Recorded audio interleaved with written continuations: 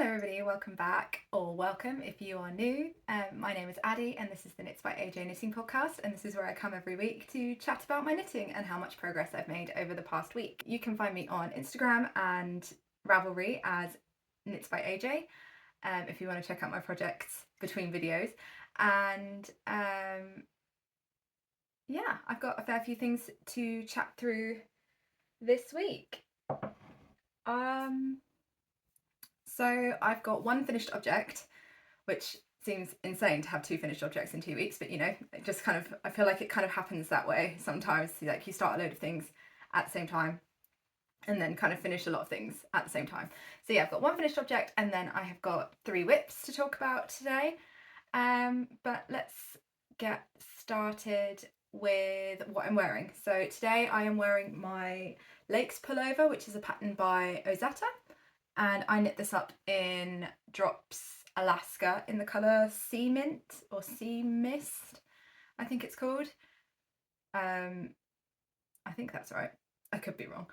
But yeah, so it's like an Aran, worsted to Aran weight, saddle shoulder jumper with this thick ribbing. And I believe she's got so this is the round neck version. I believe she's got a V-neck version in testing, and then she's doing a like t-shirt version, but I'm not sure on dates and things like that. But yeah, I knit this up maybe last year, yeah, January of last year, so it's been in my wardrobe for a good year or so, and I wear this all the time, and it's sort of just a great like chuck on sweatshirt-esque jumper. So that is what I am wearing today. And let's get into my my only finished object of this week. And I don't think there'll be any surprises here, but my finished object this week is my daughter's festival dress. And I knit this up out of Woolly Knit Super Soft Merino 4-ply in the colour Rose and Wiku Yarns Superwash Merino in the colour Homestead, which is like it's a fingering weight 100% superwash merino. And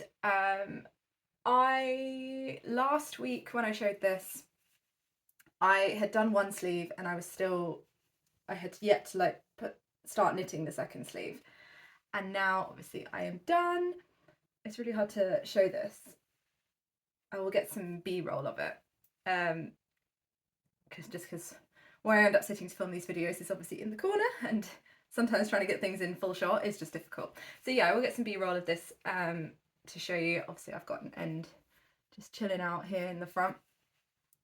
I'm one of those people that when I'm using superwash especially, I tend to leave my ends quite long, unless they're like obviously in the cuffs or at the bottom hem where they're gonna like pop out, just so that in case they kind of move a bit around with wear or with washing, they've got the kind of ability to do so without popping out of the knitting and just like kind of hanging out in the back. So I am really happy to have this off my needles, to be perfectly honest. It was like, if you have been here for a while, you know that this was quite a slog. So I knit this up in the age 3 to 4 size, and obviously there was an issue with the increases for the skirt portion, where it was going to mean that there were 2 stitches at the back, like down the centre back between the first two, well, between the first and the last kind of like bobble, which was not there in the yoke, and so I thought it was going to look funny, and then it was going to be on like every other increase, and I didn't want that for this piece. I thought it was just going to look really obvious in the back, like in the centre back, and so I had to fiddle around with my increases, but I think it's pretty much invisible now. Like there is a slight jump, but I think, like, to be honest, that's kind of how it is the whole way up, because obviously you're knitting in a spiral and not in a perfect circle. But yeah, I think fiddling around with the increases to make sure that I didn't have that kind of jump has really worked very well, because of like I can't see it, and obviously when she's moving around it's completely invisible as well. The sleeves were really fast, sort of easy breezy knitting. It was just obviously stocking out with a couple of decreases in there, and then there was no need to like fiddle around with any of the numbers or anything for the sleeves, because they always landed on an even number. I ended up using 5 and a bit skeins of the main colour, and then sort of very minimal amount of this contrast colour to knit this. So I ended up using 261 grams of the main colour, and I used 33 grams of contrast colour. So still very economical on yarn. And because this is like 100% superwash merino, it's got lovely drape, and it hangs really nicely. I did try and block out this kind of dip from the ribbing, but wasn't overly successful on that part, probably just because I had to move this halfway through blocking. I put it outside thinking, oh yeah, it'll be fine. But yeah, the weather was not on my side, so I had to like really quickly bring it in. And I think it just moved ever so slightly in blocking and I didn't notice, but that's fine. This fits my daughter really, really well. I kind of knew that it would because I have already knit her the jumper version of this, which is just exactly the same but in DK instead of fingering weight. And yeah, the sleeves are a little bit long, but to be honest, that will kind of at least mean that she can get a little bit more wear out of it. So yeah, I've knit the whole thing completely to pattern. All of the lengths and increases and everything are all as much to pattern as I could, with the modifications that I made to obviously stop the strange double stitch business going on in the back. And yeah, I think this is going to be a real staple piece in her wardrobe, apart from this end that's hanging out.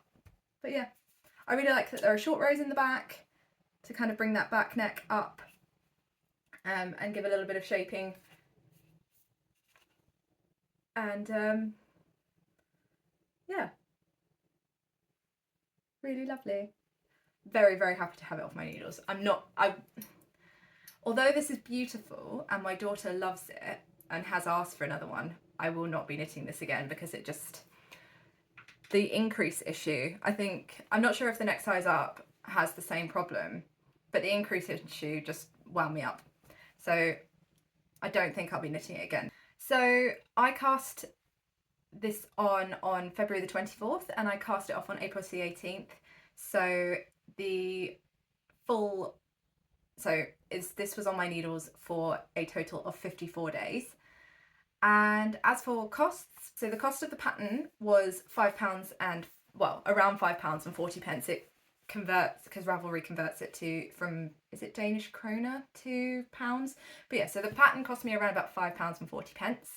The yarn, I bought the Woolly Knit Super Soft Merino 4-ply when it was on sale, so I got 10 balls for £17.50. And the contrast yarn that I got the Wiku yarns cost roughly around about £28. I haven't got the exact pricing because I bought it at a yarn festival and I can't remember how much I actually paid, and I have lost the ball band that has the pricing on it, but I think it was around about £28. And so that brings the total cost of this project to £50. However, I have since looked up the full price of the Woolly Knit now that it's not on sale. And so you can only buy this in packs of 10, and so if you were to buy it now, it would cost you £35. So with that in mind, if you were to buy it now whilst that yarn is not on sale, the full cost of this project would be £67.50. So it's a bit pricier for a dress, but to be honest, I only used 5 and a bit skeins for the age 3 to 4 of the main colour, and so I have 4 and majority of a 5th skein left over, so enough to make my daughter a cardigan or a jumper out of as well. So yeah, I have 239 grams of the main colour remaining, so almost pretty much a full sweater's quantity for her left over. So yeah, I'm still going to say that the cost for me was £50 because I only really used about half of the main colour. But yeah, So that is my daughter's festival dress, and I am so happy to now have that off my needles and have a finished object out of it, because it did feel like it was dragging on forever. So yeah, that is that. My tea is already going cold. Let's start, should we start with my interesting whip, to be honest, because it's on the top of the pile, so you know. So my first whip is my Sanna cardigan, which is a test knit that I am doing for Rebecca CLOW of the Bear, and I am using BC Garn Big Bio Balance in the colour Marine, which just looks like, this, and it is a 45% cotton, 55% wool blend, and it's like a solid kind of like DK weight, and I can get you the yardage. It's 280 meters per 100 grams.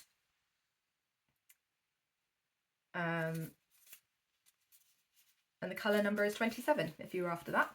But yeah, so that I'm using that, and I'm knitting size 1 out of, I believe there are 10 sizes to this pattern. And the gauge is like 16 stitches and 30 rows, but I have had to go up a needle size to obtain that gauge. So the pattern will be suggesting a 4mm and a 3.5mm needle, whereas I'm having to use a 3.75 and a 4.5, which is the same as what I had to use for my Daft days. So I was pretty much expecting that to be the case, that I would have to go up a needle size. So last week when I showed this, I was still so this is a bottom-up cardigan in the round. Well, not in the round because it's a cardigan, so it's still flat. But yeah, like all the pieces are together, and then you obviously split for the back and the fronts. It is ever so slightly different from other bottom-up cardigans in the fact that bottom-up drop shoulder cardigans, in the fact that you don't like knit the body, split for the sleeves at the front, and then join them at the shoulders, and then pick up the sleeves stitches and knit the sleeve down. You knit the body and split for fronts and backs, and then connect at the shoulders, and then you knit the sleeves separately, and they are like grafted onto the rest of the body once they are completely knit, using a 3 needle bind off. Which I thought was a really interesting way to do it, because it stops there being any issues with the continuity of the lace for having to knit one down and one up. So I'm really excited to be able to do that, but I am not at that point yet. So yeah, last time I showed this I was on the back, and I was actually, so here is my marker, but I was not here when I showed this last week. I was about here. So there's 2 lace patterns in here. So there's this one, and then there is this one at the bottom, and they are ever so slightly different, and then you repeat them as you go up. So I had done the first chart, and then I had done the second chart, and I was about to do the setup rounds for the second round of the first chart. And the way that the setup rounds work in this is that you place markers for each of the repeats of the chart, so that you can keep track of them, and also the pattern is written so that it can be sort of like knit to marker, etc., which makes it much easier to follow, especially when you're then going into like increases and decreases as you get further up the piece. And so I was doing the setup rounds just after this third lot of garter, and I realised I had like 1 stitch missing, and I was like, where on earth is this stitch gone? Because I thought that my stitches were fine for like the second lace repeat in the middle. And I was like scrutinising my knitting, looking at it like, what on earth have I done? And this was quite late at night, and so I probably should have just left it for the morning. But yeah, I couldn't work out where it was. And so I started ripping back, and it was only when I ripped back to this first lot of garter that I then found that I had missed a yarn over here. And so I had managed to not notice for the entire, so where is that? So that is here. And I had knit all the way up here, and not noticed. So, I mean, it was a good thing that I ripped back, but honestly, it was soul destroying having to rip back all of that lace and think, my goodness, because each one of the repeats of this, so there are, you essentially knit the chart twice to get this width, like this length of this lace repeat, and each repeat, so I knit one, yeah, so I knit the chart once, and that took me an entire evening. And then knitting it again, took me another evening. So I was essentially ripping back 2 entire evenings of work. And yeah, it was painful, but it's worth it because now I actually have the right amount of stitches, and obviously I have continued on. So I replaced my marker where I had to knit back to. And since then I have obviously finished knitting the body, and I have split to do the backs and the fronts, and I have done both of the fronts with the neck hole shaping in there. Obviously this doesn't want to sit flat, it just wants to curl. And I have knit the back and shaped for the neckline as well. And I have joined the shoulders with the 3 needle bind off, which I love how that looks on the inside. So yeah. And so after the whole thing of having the wrong stitch count and having to rip back, this has been complete, like, real smooth sailing, just easy breezy lace knitting with some shaping in there, and it's been really lovely and sort of methodical, and has gone really quickly because it's quite a like open gauge, and obviously with the all of the yarn overs and everything, it keeps you completely engaged the entire time, so it feels like no time has passed when I'm knitting this. So yeah, I am now kind of at the point where I've got like a waistcoat. I will get some b-roll of me wearing this just to show it off a little bit better. So my next thing for this is to block it, just to double check that the body is fitting how I want it to. And there have been a couple of issues that have cropped up in the test about the neckline, so I just want to double check the neckline before I then proceed, in case there needs to be any changes. So yeah, that is my next step for this, and then I will be casting on the sleeves.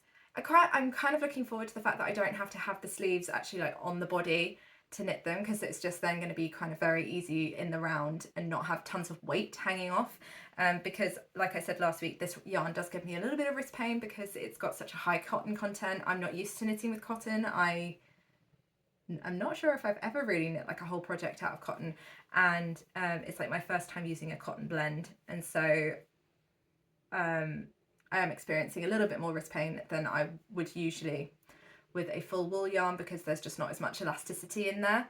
This is also used like almost next to no yarn to get here. So this is the second skein. I have 3 skeins of this total, and so this is how much I have left of my second skein after knitting the entire body. And yeah, I think one more skein is going to be absolutely fine to do the sleeves and the neckband and the button band.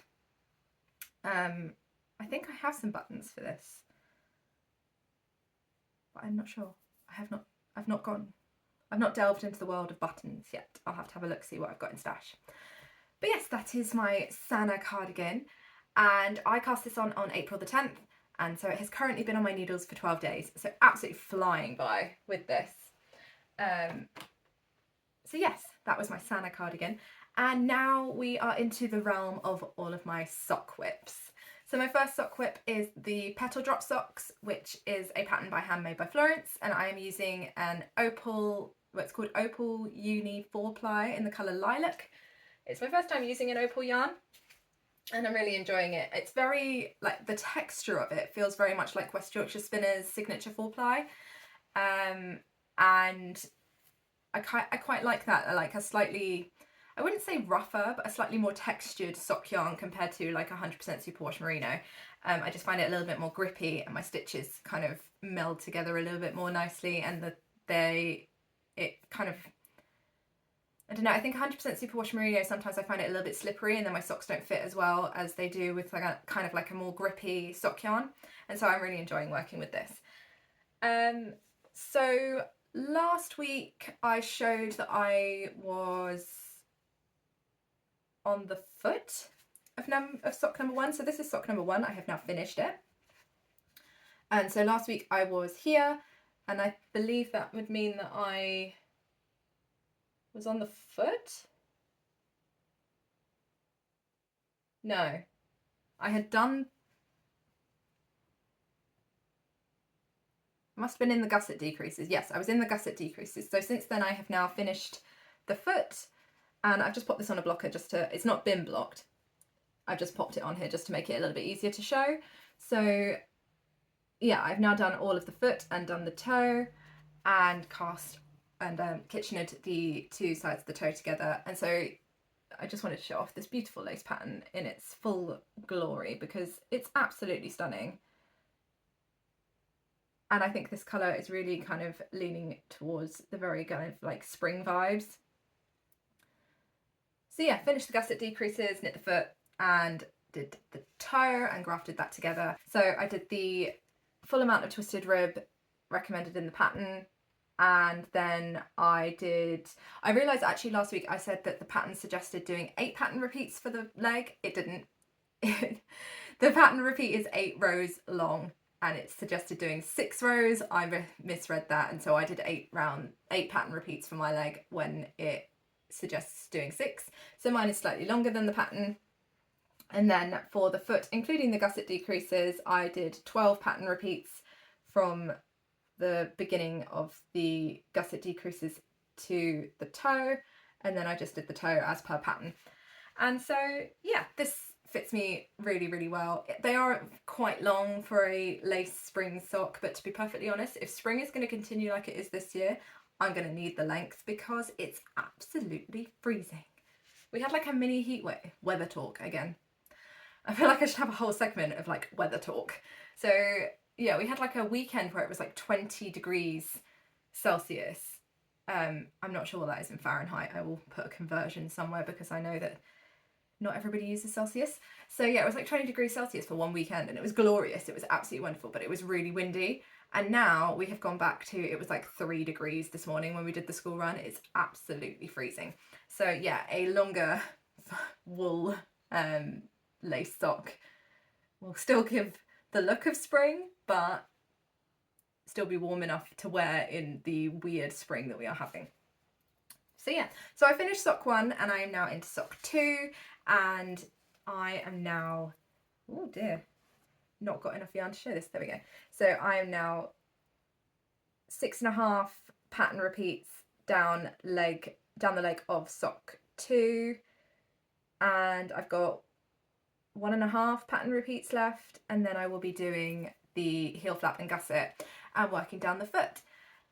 And yeah, I find this pattern really, really easy to knit. I haven't really even had to look back at the pattern, to be perfectly honest. Whilst I've been knitting this one, I kind of just went off of memory of the first one. The pattern is really, really easy to memorize. It's really easy to read as well, so I don't have to I don't have to put in a marker or anything to say where the first round of the pattern repeat is, because it's just very simple and easy to read. Definitely would suggest this for a beginner sock knitter. Even if you've never knit lace before, I would say this is a really good place to start if you did want a pair of lace socks. And like I said before, there is a video tutorial for these socks as well, and there are loads of different price points for this pattern. So yeah, I am just flying down these. I'm really enjoying knitting them, and yeah, can't wait to have them in my wardrobe.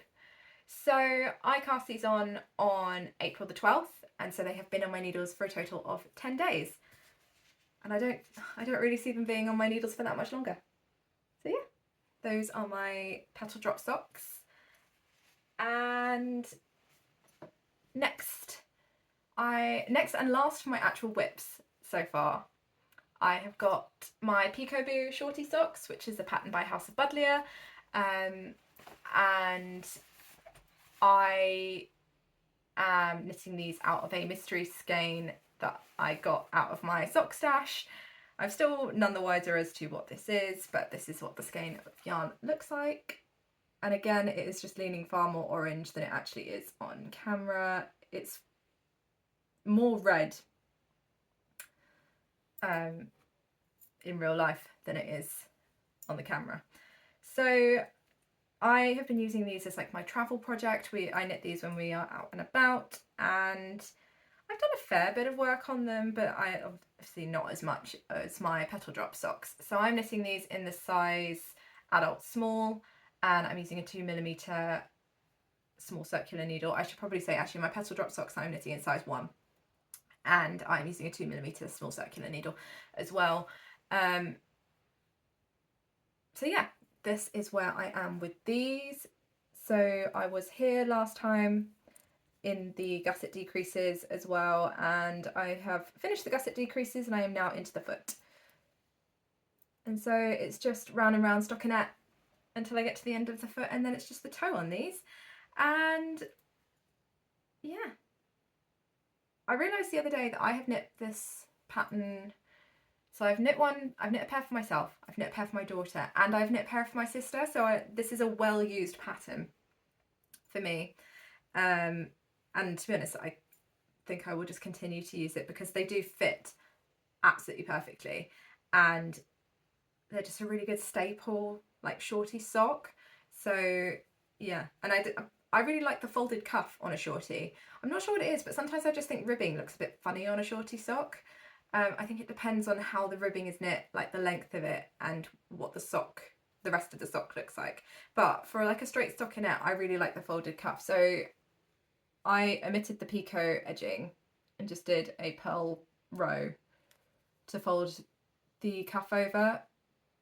But yeah, I just like a folded cuff on a shorty sock, and so that is what I have got. So yeah, a little bit of progress, not a huge amount, but we'll continue going. We're considering going to the zoo this afternoon once my daughter's finished nursery, and so I may get some work done on these on the way there and the way back, but I'm not putting any pressure on myself. I like having them as just a travel project, and yeah, when they're done, they're done. So that is those, and I cast them on April the 13th, and so they've been on my needles for 9 days. And that is that, I suppose. That is everything that I have to talk through today. Thank you to everybody who suggested what to do about my cardigan, my Daft Days cardigan with my neckline stretching out. I think I am going to attempt putting some elastic in there. If it doesn't work, like, I can just pull it out again, can't I? So, and then I will give you some updates on that once I have done it. So yes, I hope you all have a wonderful week. Thank you so much for hanging out with me today and listening to me waffle on about my knitting as always. And I'll be back again next week with some more progress on my knitting. So yes, happy making!